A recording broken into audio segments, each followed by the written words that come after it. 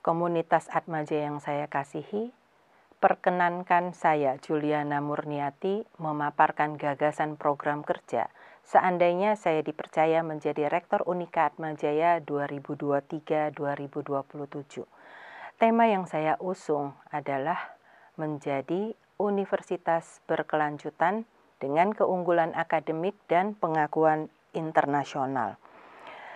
Ada sejumlah tantangan besar yang dihadapi oleh Atmajaya sekarang ini. Pertama, kompetisi sangat ketat antar perguruan tinggi dan kompetitor lain berupa online platform yang menawarkan juga jalur pembelajaran bergelar. Yang kedua, ketergantungan yang tinggi pada tuition fee, 90% kita hidup dari tuition fee.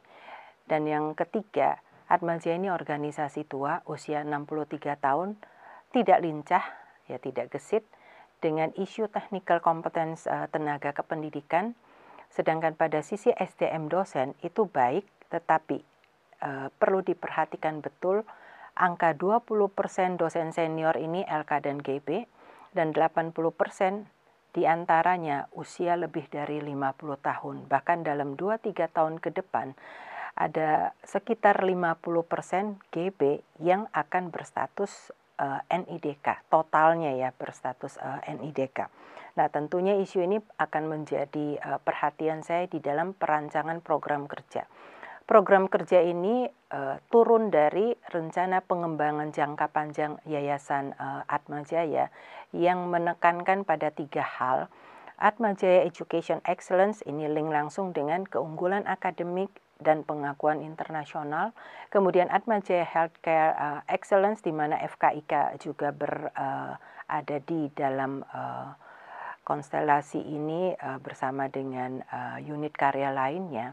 Dan yang terakhir, Atmajaya Nation Building Excellence yang nanti terkait langsung dengan mengupayakan universitas yang berkelanjutan, di mana dalam dokumen RPJP dinyatakan komitmen Atmajaya kepada entrepreneurial university.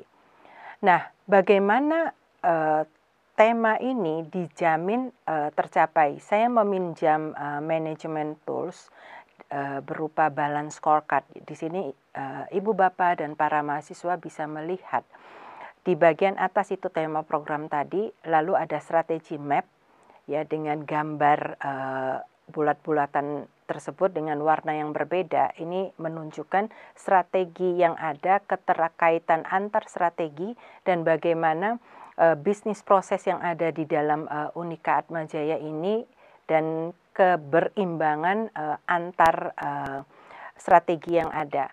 Lalu kolom berikutnya berisi KPI, jadi apa indikator dari pencapaian strategi tersebut, apa target dari akhir dari indikator tersebut dan langkah-langkah apa yang akan dikerjakan.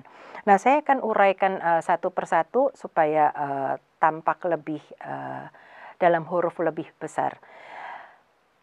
Menjadi universitas berkelanjutan dan dengan keunggulan akademik dan pengakuan internasional itu menjadi misi atau tujuan dari program ini dan tampak dan ditempatkan pada posisi paling atas. Keterkaitan antar strategi terlihat, keunggulan akademik tentunya akan berimbas langsung kepada keberlangsungan perguruan tinggi dalam artian finansialnya ya. Dan untuk menjamin ini maka customer utama kita adalah mahasiswa itu harus dipastikan menjadi lulusan yang berdaya saing, memiliki teknologi savvy dan juga punya kontribusi kepada masyarakat.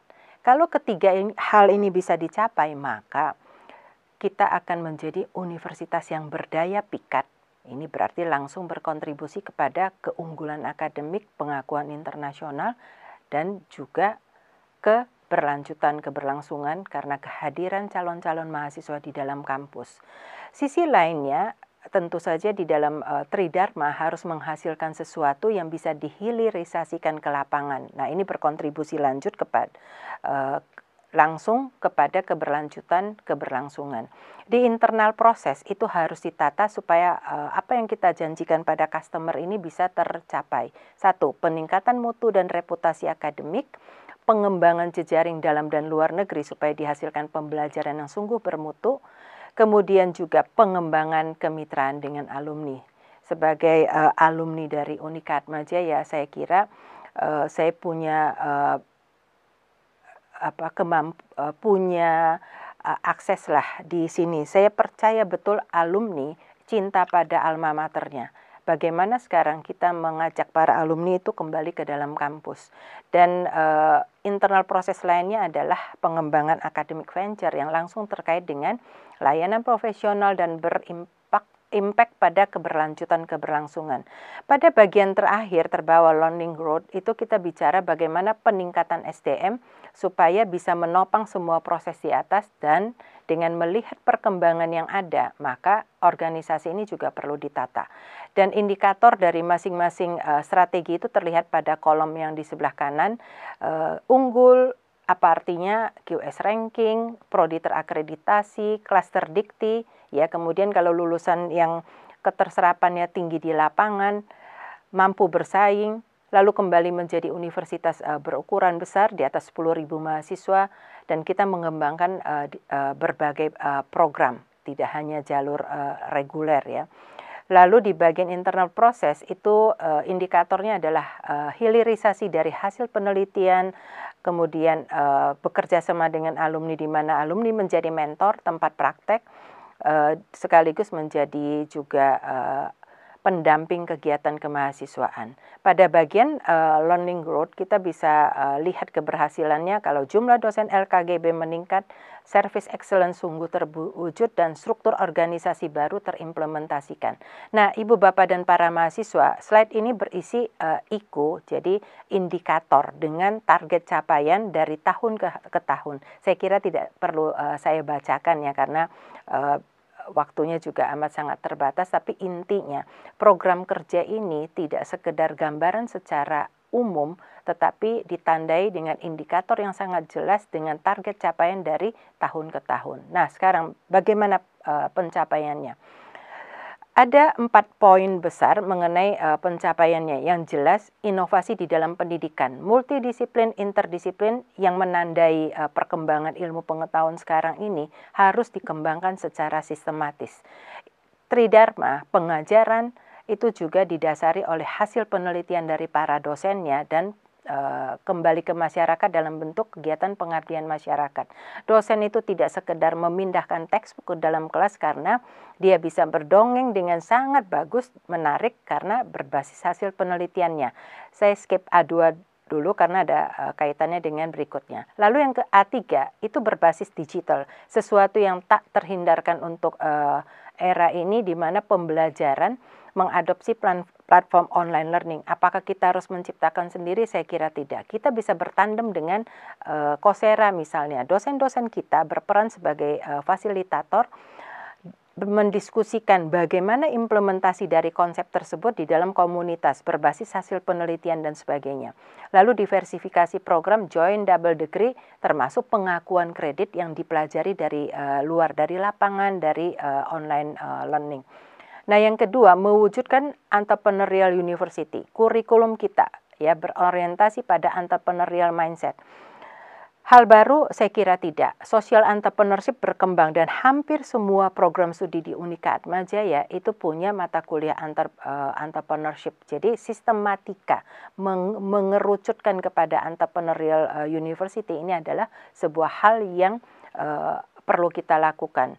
Hilirisasi hasil penelitian kembali ke masyarakat, kemudian memberi manfaat kepada komunitas, tapi sekaligus juga menghasilkan revenue untuk Unikat Atmajaya. Dengan demikian target tadi, keberlanjutan bisa terjaga. Nah, sekarang saya fokus kepada A, 2, dan B poin ketiga. Saya tampilkan dalam bentuk gambar seperti ini. Integrasi akademik dan kemahasiswaan, kurikuler, kokurikuler, dan ekstrakurikuler diintegrasikan dan semua bertemakan entrepreneurial mindset. Ya, di kokurikuler kita mengenal MBKM dengan wirausaha sebagai sebuah contoh. Ekstrakurikuler, startup, kompetisi, workshop, ideation, knowledge sharing, itu semua akan mengerucut kepada capaian pembelajaran lulusan. Kita kenal betul di dalam kurikulum ya, jadi bukan hal baru yang pada akhirnya mengarah kepada profil lulusan. Nah, kegiatan ini kita tata. Mana yang fokus di tahun pertama? Kegiatan kemahasiswaan apa yang akan kita kontribusikan dan luaran seperti apa yang kita hasilkan dari mahasiswa kita, dan mata-mata kuliah penunjang sampai dengan tahun keempat mahasiswa lulus. Dan bersamaan itu, nah ini yang disebut dan tengah dikembangkan sekarang ini adalah student life journey ya.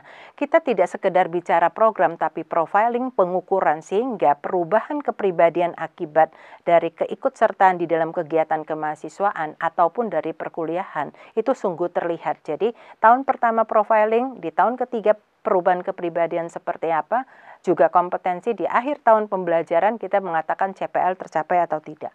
Lalu yang berikutnya penguatan organisasi, saya kira organisasi berubah dan sebagainya itu hal yang sangat lumrah karena perkembangan eksternal. Merefer kepada hasil kajian saya terkait kepemimpinan organisasi perguruan tinggi swasta. Kepemimpinan akademik komunitas itu diintegrasikan dan disupport oleh para guru besar. Kita bersama-sama mewujudkan keunggulan akademik. Sedangkan kepemimpinan korporasi ini tidak perlu didikotomikan karena pada dasarnya kita meminjam manajemen tools dari industri ya. Bagaimana pengukuran sehingga orang merasa diperlakukan adil dengan mengadopsi KPI, balance scorecard, kemudian program leadership program, kemudian bagaimana kompetensi dengan jenjang karir dan sebagainya itu kita pinjam, terutama nanti ketika kita mau mengelola jenjang karir para tenaga kependidikan. Execution excellence ini menjadi PR juga kita dan sekaligus membangun sense of belonging dari seluruh warga. Dan ini menjadi perhatian khusus untuk SDM di berbagai jenjang dan teknik secara khusus tadi saya sebut jenjang karir yang jelas dan pemetaan kompetensi yang perlu dibangun. Dan ini sungguh dihayati di dalam perjalanannya, bukan sekedar karena dikejar target. Guru besar dengan program yang jelas dan ini harus dikawal. Lalu PMS sekarang ini sudah berjalan objektif, terukur, adil, tetapi juga memberikan persepsi rewarding untuk karyawan ya. Kompetisi seringkali dikonotasikan dengan bersaing sikut-sikutan tapi kita punya nilai KUPP kok yang bisa menjadi basis. Nah, khusus mengenai marketing saya meyakini ini adalah sebuah luaran kalau semua warga Atmajaya itu menjadi ambasador dan di jalannya bersama disinergikan. Kemudian prodi punya daya tarik tersendiri dan prodi-prodi dengan kekasannya itu diperhatikan, maka Atmajaya akan meraih apa yang ditargetkan di dalam slide sebelumnya. Dan pada akhirnya Paguyuban Widyani, alumni itu adalah sebuah kekayaan. Tak kenal maka tak sayang, ini sebetulnya adalah trust, basis kita untuk berinteraksi dan melangkah bersama. Atmajaya dengan guyupnya itu ya, ada studi dari kami, saya bersama Prof. Hana Perfora, menemukan guyup adalah kekuatan untuk menuju kesiapan global. Nah, tinggal bagaimana kita memanfaatkan sisi guyup ini, ya, bukan yang negatifnya. Dan terakhir, ini leader, kalaupun saya terpilih menjadi rektor, saya tidak sendirian, saya punya rekan kerja, saya punya Civitas Akademika yang siap berjalan bersama dengan saya. Strong yang leadership seperti apa? Kembali kepada kajian saya bersama teman-teman, fasilitatif leadership akan saya kedepankan. Kadang pemimpin berjalan di depan menjadi role model, memberikan direction. Tapi tidak jarang dia harus mundur ke tengah bersama dengan warga komunitas Atmajaya, duduk bersama, ngopi bareng dan sebagainya. Di situ mulai terjadi knowledge sharing, ideation, dan sesekali mundur ke belakang, dorong rekan kerjanya, stafnya untuk tampil ke depan. Terima kasih Ibu Bapak, para mahasiswa atas perhatiannya.